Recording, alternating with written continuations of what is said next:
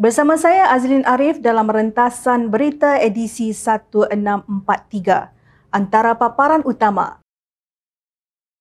Fitnah 1.2 juta warga Cina tidak keluar, ini fakta dan penjelasan sebenar. Syarikat Cina bina KB Central, pas kontradik dengan fitnah sendiri. Belanjawan 2025 bantu berdepan cabaran tangani kenaikan kos sara hidup.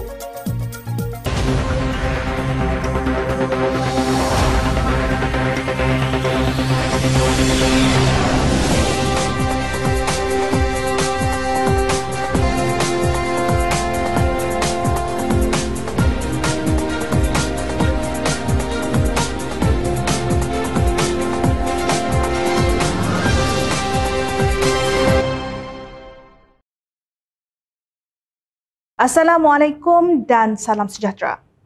Baru-baru ini pembangkang mengulangi dakwaan bahawa kerajaan Madani sengaja membiarkan lebih 1.2 juta pelancong dari China tidak keluar dari Malaysia. Dakwaan ini dibuat secara meluas tanpa asas kukuh dan jelas bertujuan untuk mencetuskan kebimbangan dalam kalangan rakyat. Sebenarnya angka ini timbul daripada laporan berita harian yang diterbitkan pada 26 Julai 2022 yang merujuk kepada tempoh di antara tahun 2018 hingga 2021 di mana lebih 1.2 juta warga Cina dilaporkan tidak keluar dari Malaysia selepas memasuki negara ini. Perkara ini berlaku ketika negara ditadbir oleh Kerajaan Perikatan Nasional PN bukan Kerajaan Madani. Ketika tempoh tersebut, portfolio Menteri Dalam Negeri disandang oleh Tan Sri Muhyiddin Yassin 2018 hingga 2020 dan Datuk Seri Hamzah Zainuddin 2020 hingga 2021. Kedua-dua individu ini merupakan pemimpin dalam Parti Bersatu yang kini berada dalam blok pembangkang. Oleh itu, sebarang tanggapan bahawa Kerajaan Madani bertanggungjawab terhadap isu ini adalah tidak tepat. Terdapat juga dakwaan bahawa penutupan sempadan semasa Perintah Kawalan Pergerakan PKP menyebabkan ramai pelancong asing termasuk warga Cina tidak dapat keluar dari Malaysia. Walaupun sempadan negara memang ditutup sepanjang tempoh pandemik, pelancong asing yang sudah berada di Malaysia sebelum COVID-19 masih dibenarkan keluar dan tiada dasar yang menghalang mereka untuk meninggalkan negara ini. Bagi pelancong asing yang tidak dapat pulang ke negara asal mereka akibat sekatan perjalanan di negara asal, Kementerian Dalam Negeri KDN telah menyediakan pas khas yang membenarkan mereka tinggal sementara di Malaysia sehingga situasi kembali normal. Dasar ini adalah langkah sementara yang bertujuan untuk membantu mereka yang terperangkap di luar negara kerana pandemik. Satu lagi perkara yang sering diabaikan oleh pihak pembangkang adalah kewujudan pelbagai program visa yang membolehkan warga asing tinggal lebih lama di Malaysia secara sah. Program Malaysia My Second Home MM2H yang bermula pada tahun 2002 membenarkan warga asing termasuk warga Cina membeli hartanah di Malaysia dengan harga melebihi RM1 juta dan menetap di sini untuk jangka masa panjang. Selain MM2H, visa pasangan dan visa pekerjaan jangka panjang turut membenarkan warga asing untuk tinggal lebih lama di negara ini.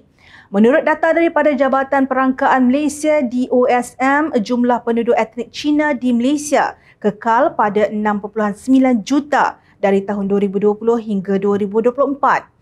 Tiada lonjakan luar biasa yang dilaporkan seperti yang didakwa oleh pihak pembangkang. Ini menunjukkan bahawa dakwaan mengenai peningkatan mendadak jumlah warga Cina yang menetap di Malaysia adalah tidak berasas dan bertujuan menimbulkan kebimbangan tidak perlu dalam kalangan rakyat. Adalah jelas bahawa pembangkang sedang berusaha memanipulasi isu ini untuk meraih sokongan politik dengan menimbulkan kebimbangan palsu. Mereka cuba mengaitkan isu ini dengan Kerajaan Madani sedangkan masalah ini berlaku di bawah pentadbiran mereka sendiri. Ini adalah satu bentuk hipokrasi politik yang amat ketara. Tuduhan tidak berasas seperti ini bukan sahaja menjejaskan reputasi Kerajaan Madani, malah boleh mencederakan hubungan diplomatik dan ekonomi Malaysia dengan negara lain khususnya China. Dalam suasana di mana perpaduan kaum dan hubungan antarabangsa adalah amat penting, sebarang usaha yang boleh merosakkan keharmonian dan imej negara di mata dunia perlu dielakkan. Akhirnya, rakyat Malaysia perlu berhati-hati dengan fitnah yang disebarkan oleh pihak-pihak tertentu. Seperti yang diajar dalam Islam, fitnah adalah satu dosa besar yang boleh memusnahkan perpaduan dan keharmonian sesama kita. Jangan biarkan politik kotor merosakkan persaudaraan di antara rakyat pelbagai kaum di Malaysia. Kita perlu fokus kepada perpaduan dan kestabilan negara bukan kepada fitnah yang hanya membawa kepada perpecahan. Kerajaan Negeri Kelantan baru-baru ini melantik syarikat CC dari China untuk menyiapkan projek KB Central. Pelantikan ini menimbulkan pelbagai reaksi memandangkan PAS seringkali membangkitkan isu pengaruh China dalam retorik politik mereka. Sama ada pelantikan secara runding terus atau tidak dan sama ada wajar atau tidak bukanlah isu utama yang ingin dibahaskan. Apa yang lebih mengejutkan adalah sikap PAS yang nampaknya bertentangan dengan fitnah dan retorik yang mereka sendiri sebarkan sebelum ini. Jika kita ikut logik fitnah yang disebarkan oleh PAS, pelantikan CC ini seolah-olah memberi ruang kepada negara China untuk menjajah Kelantan. Sebelum ini, pembangkang mencetuskan kontroversi dengan dakwaan bahawa China mahu menjajah Malaysia melalui sambutan 50 tahun hubungan diplomatik di Pulau Pinang. Mesej-mesej yang disebarkan melalui WhatsApp oleh segelintir pengikut PAS mendakwa bahawa MOU yang ditandatangani antara Malaysia dan China adalah satu perjanjian untuk penjajahan. Malah ustaz-ustaz PAS turut menjadi tukang sebar fitnah ini tanpa berfikir panjang. Adakah masuk akal untuk mendakwa bahawa kuasa besar seperti China mahu menjajah negara asing hanya dengan menandatangani MOU? Inilah yang menunjukkan bagaimana dangkalnya fitnah ini dan bagaimana fitnah ini disebarkan untuk memperbodohkan rakyat. Lebih mengherankan, beberapa hari selepas kapal latihan China berlabuh di Penang, kapal dari Rusia dan Jerman turut berlabuh. Namun isu ini langsung tidak dihebahkan oleh PAS. Ini jelas menunjukkan bahawa PAS sengaja mencipta isu untuk meniupkan sentimen perkauman demi mengumpul sokongan politik. Telah terlalu banyak fitnah yang disebarkan oleh PAS yang tidak masuk akal dan sering bercanggah. Mereka boleh bersikap pro-Barat, pro-Israel, pro-China atau pro-Rusia bergantung pada apa yang paling sesuai dengan kepentingan politik mereka pada waktu itu. Inilah gaya politik murahan yang digunakan oleh PN PAS untuk mengalihkan perhatian daripada kejayaan Kerajaan Madani. Sebaliknya, Kerajaan PAS sendiri masih terumbang-ambing dalam menyiapkan KB Central yang telah tertangguh lebih 12 tahun. Stesen bas sementara di Lembah Sireh yang digunakan selama ini tidak lebih baik daripada sebuah kanan lembu. Tempat yang sesak dan tidak selesa bagi pengguna mencerminkan kelemahan dalam perancangan dan pelaksanaan kerajaan negeri. Belanjawan 2025 akan mengimbangi antara mengekalkan pertumbuhan ekonomi dan memastikan kesejahteraan segmen masyarakat yang paling mudah terjejas, terdiri daripada golongan berpendapatan rendah, ibu tunggal dan orang kurang upaya yang diberi perhatian dalam menghadapi kenaikan kos sara hidup. Perdana Menteri Datuk Seri Anwar Ibrahim memahami cabaran yang perlu dihadapi rakyat setiap hari, antaranya harga makanan dan perbelanjaan yang tinggi, perumahan yang tidak mencukupi dan akses kepada penjagaan kesihatan. Usaha menaikkan taraf hidup rakyat akan menjadi fokus belanjawan yang akan diberi tumpuan oleh Anwar yang juga Menteri Kewangan dalam membentangkan Pelan Tindakan Kewangan Negara untuk tahun depan pada Jumaat ini jam 4 petang di Dewan Rakyat. Berdasarkan sikap beliau yang prihatin terhadap kesejahteraan rakyat, belanjawan kali ini dijangkakan menyediakan sesuatu untuk semua golongan termasuk petani, nelayan, pekebun kecil, pekerja yang dibayar gaji secara harian, golongan muda yang mencari pekerjaan serta suri rumah dan pekerja gig. Apa yang pasti, tiada keluarga dan individu yang masih bergelut dari segi ekonomi di sebalik pelbagai inisiatif disediakan dalam belanjawan 2024 lalu untuk membantu mereka yang sudah tentu diambil kira oleh Perdana Menteri dalam rangka belanjawan kali ini.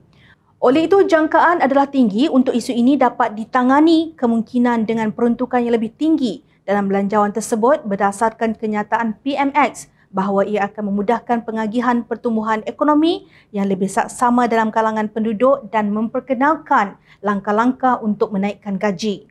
Belanjawan 2024 bertemakan reformasi ekonomi memperkasa rakyat melibatkan peruntukan sebanyak RM393.8 bilion dengan RM303.8 bilion untuk perbelanjaan mengurus dan RM90 bilion untuk perbelanjaan pembangunan dengan RM2 bilion untuk simpanan luar jangka.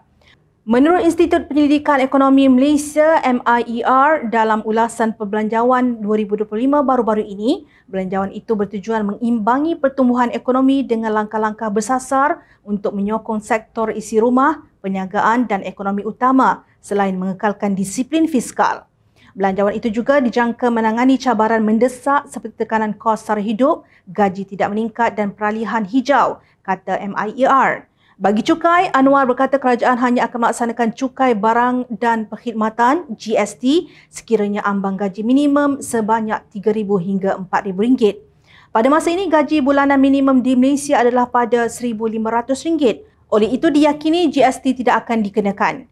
Penasihat Ekonomi KSR Strategy Institute for Asia Pacific, Anthony Das berkata, kerajaan dijangka mengkaji langkah untuk meluaskan asas cukai. Pada 2025, kami percaya kerajaan akan memperkenalkan atau melaksanakan cukai gula, cukai barang bernilai tinggi, HVGT dan cukai peraturan anti-hakisan global, GLOBE, katanya menerusi nota baru-baru ini. Das menjelaskan cukai gula dijangka meningkat berikutan cadangan Kementerian Kesihatan untuk menaikkan cukai ke atas minuman bergula kepada 20% daripada harga runcit sebagai sebahagian daripada kempen perangi gula. Beliau berkata HVGT dijangka diperkenalkan semula selepas ditangguhkan pelaksanaannya. Das berkata kerajaan juga mungkin meluaskan skop cukai jualan dan perkhidmatan SST untuk meningkatkan hasil. Pada masa ini, SST hanya meliputi 41% barangan dan perkhidmatan, manakala GST sebelum ini meliputi 76%.